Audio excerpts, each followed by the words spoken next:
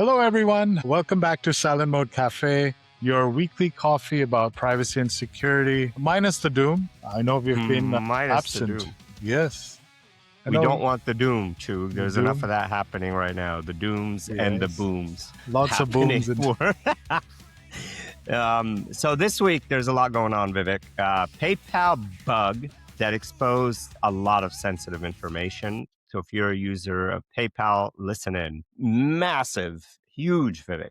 Third-party breach impacting millions of people. A new era. Look at that. We're in the age of AI. A new era phishing kit that can fool even careful people. And that's an interesting one. And why data brokers are back in the spotlight. Let's get into it. So, New era. A new era. It's an interesting one. So let's kick that off with PayPal, working capital loan app exposure. So there's a software error exposed personal data, including social security numbers for months. This was a PayPal working capital loan application. Yeah. So it's part of PayPal. Associated with PayPal or a function of PayPal. Conduent reported that there was a breach. On the report site, at least 25 million subscribers are affected across states tied to the back office service provider. They process things like payroll, etc. Conduent. So another one, the data brokers. So folks, if you remember what data brokers are, these are the companies that collect data and sell data about you in particular. Lawmakers connect identity theft losses to major broker breaches and call out opt-out obstacles, meaning it's really difficult for you and I right now to opt out from being a part of the data brokers' collections, right? And there's an estimated of 20.9 billion people's data exposed. And there's a new phishing kit called Starkiller. When I read it, I was like, is this related to, Starship or something from SpaceX? No. Yeah, no. Completely different. So this is Starkiller phishing kit, which mimics real websites so well that, it makes scams harder to stop,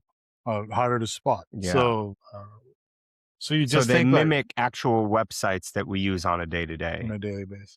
Interesting. And steal your credentials. And it's really tough to find if it's real or fake. It's a whole kit, man. apparently. So folks, if you go to Vegas and you stayed at the Wynn, there's good news, your data's fine.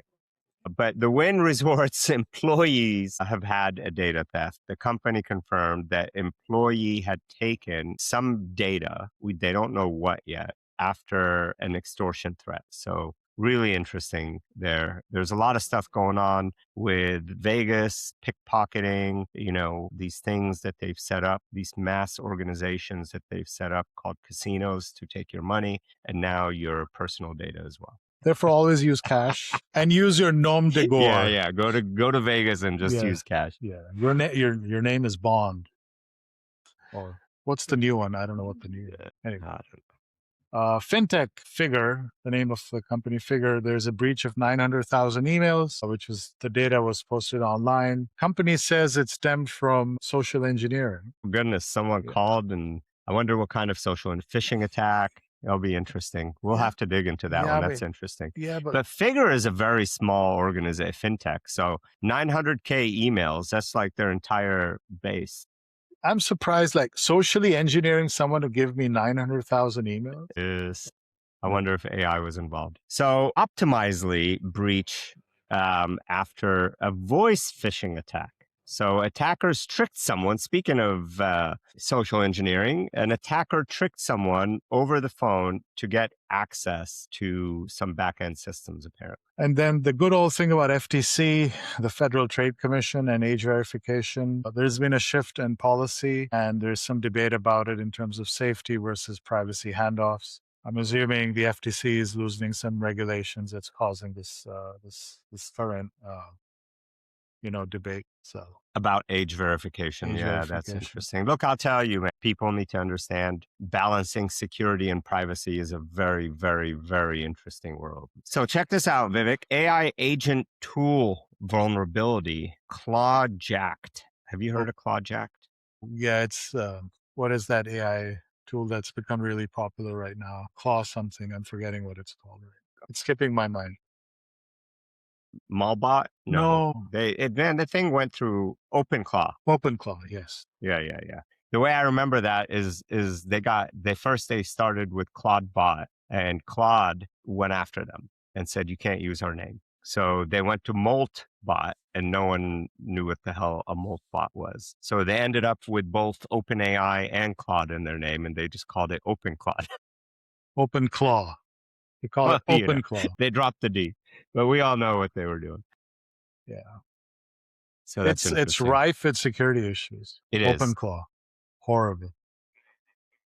It's finally been exposed. People are onto the fact that, hey, this is dangerous. You shouldn't give this thing access to your entire life. We should take a minute and just explain to people what that is in case they're not familiar Sure. with So it. OpenClaw is this agent that you can build, which can connect all your applications together and provide you a summary of what's going on in your life in the beginning You of the can day, automate anytime. things. You can say, Automate, hey, yeah. book me a trip to Dubai, and it will Right. book your plane ticket and your hotel for you. Like, it had some Yeah. cool functionality.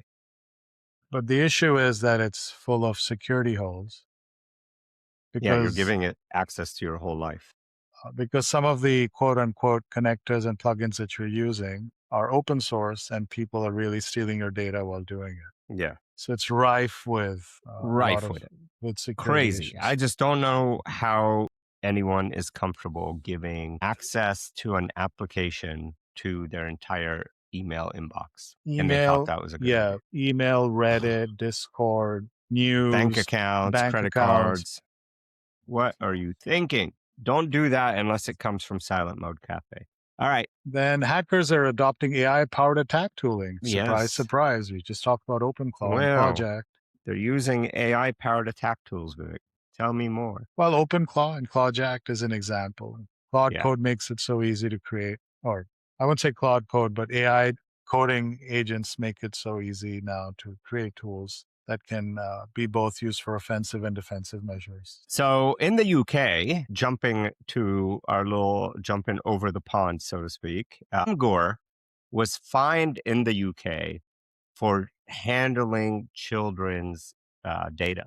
That's really interesting. Go UK. Yeah. Children's data is supposed to be off limits.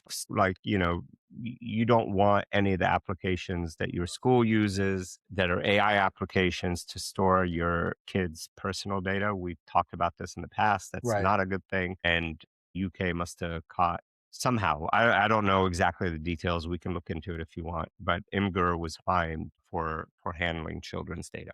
Who knows what they did with it? And in the last piece of news on the quick fire. While we're quick fire, yes. NATO approves the use of iPhones and iPads for certain restricted information. Oh. Yay, NATO! Welcome to 2026. What were Wow. they using before? So Nokias? they're trusting a mobile security. That's what they're saying. I was giving a cynical answer. I guess they were using Nokias before. Huawei. Oh, that's a low one. I don't think NATO approves that comment. Yeah. They'll be very unhappy with us. So check this out. So PayPal's loan app bug exposed sensitive data, right? Yes. So there's a software error in PayPal's working capital loan application that exposed sensitive customer information, such as your social security number. Clearly, you need that for a loan. For a long window in 2025, undisclosed window, but a few months, and customers are now beginning to get notification. So I probably should open up my LifeLock because I just got dinged 20 times this week. And this isn't your password was leaked info, unfortunately. This is the kind of stuff that data scammers use to pretend to be you. That data was exposed. So here's what you should do. Turn on account alerts, email, and add push notifications for logins and any kind of money movement. Like if you have the ability to freeze your credit right now, freeze your credit. If you don't have the ability to freeze your credit and you use PayPal, sign up for an application that allows you to freeze your credit. I think there's many out there, some paid, some free. I think Experian gives you the option to do it for free. I know LifeLock, and there are a few others that allow you to do it for I free. think they all do now. Equifax. They all do it, give you an option. Yeah, they do.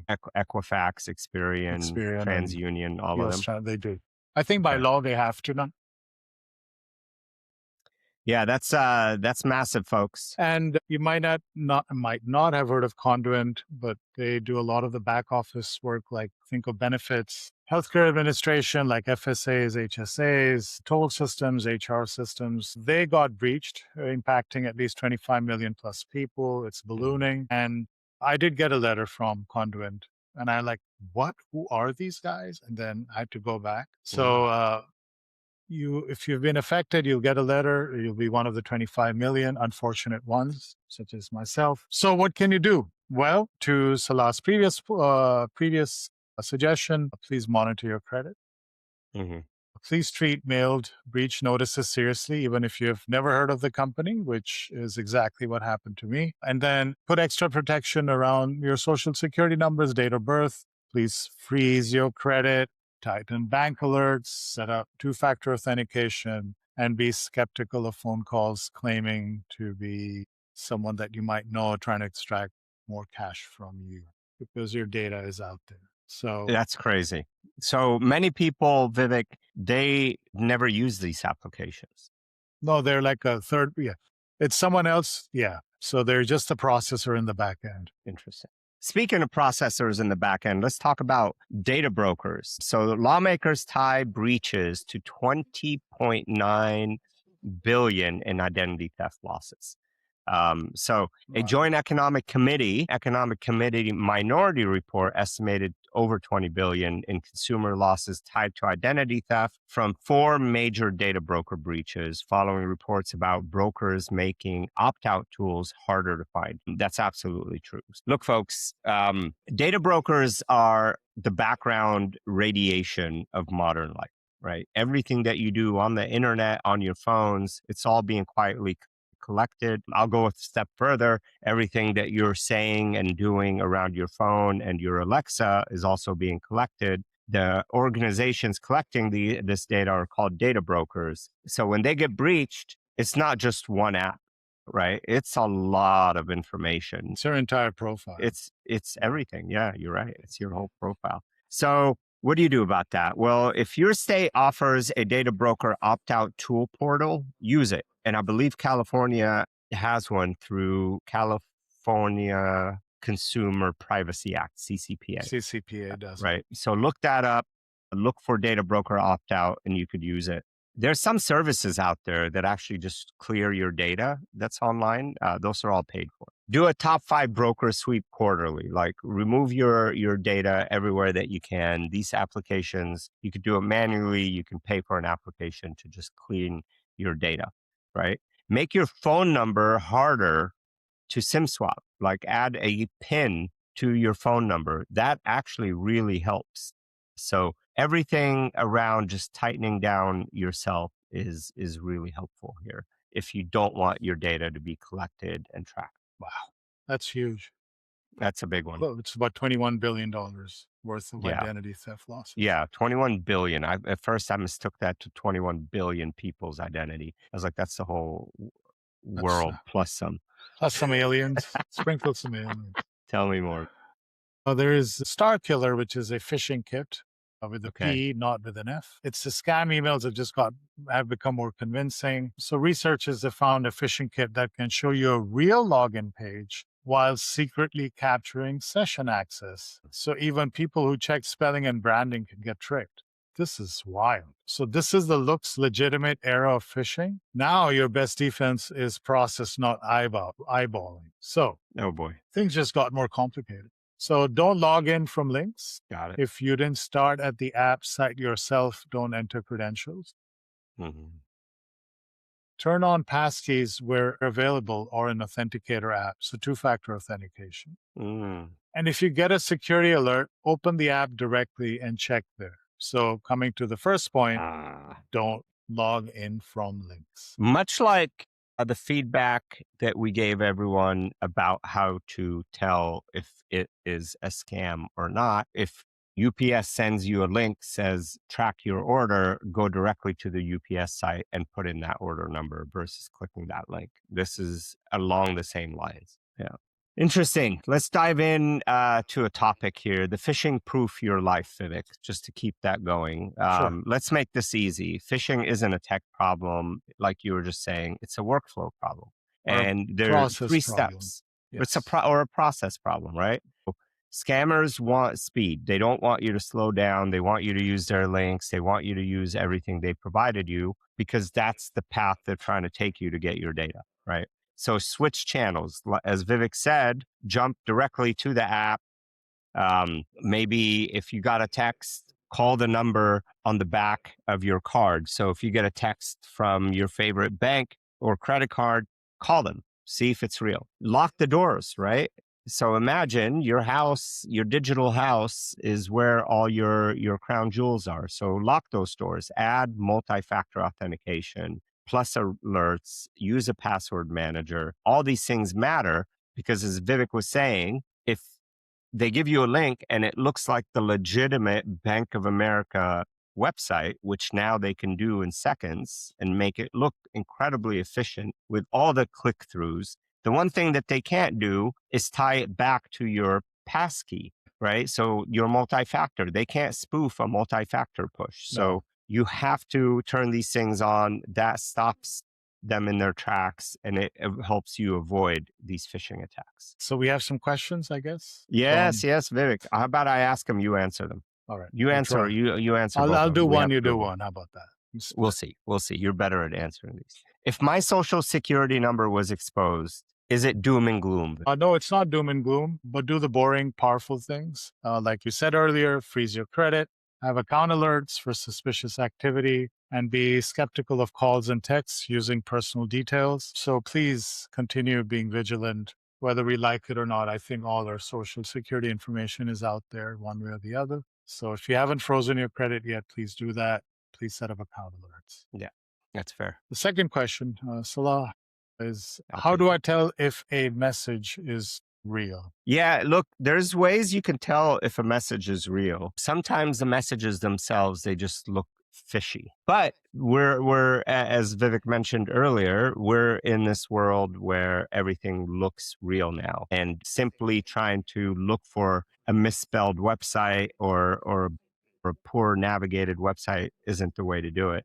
The best way to do it, so let's say you receive a text from UPS or Bank of America or whatever airline you travel with, go directly to their website. And if whatever information they sent you to say your flight is late, your bank information has changed, whatever, go directly to that website, log in, hopefully use multi-factor, and you will find that data there, or you won't, and it's not real. So some key takeaways as we end this podcast. The theme this week was based on trust but verify. It's the good old Ronald Reagan saying, which is still applicable from the 80s, which is last century for some people. Zero trust, my friend. So trust but verify. Bugs happen, vendors get breached, and scams evolve. Yes. But your habits can stay one step ahead. Look, I know this stuff sounds like a lot to do, but just pick one thing today. Just if you haven't done anything for security, pick one of these things. Figure out how to freeze your credit. Do that. If you've already done that, fantastic. Turn on multi-factor on maybe 3 of your most important accounts, your email, your bank, whatever it may be, right? Just pick one thing to do once a week and just get it done and you'll be fine. Thanks All for right, listening. Vivek. Thanks for listening.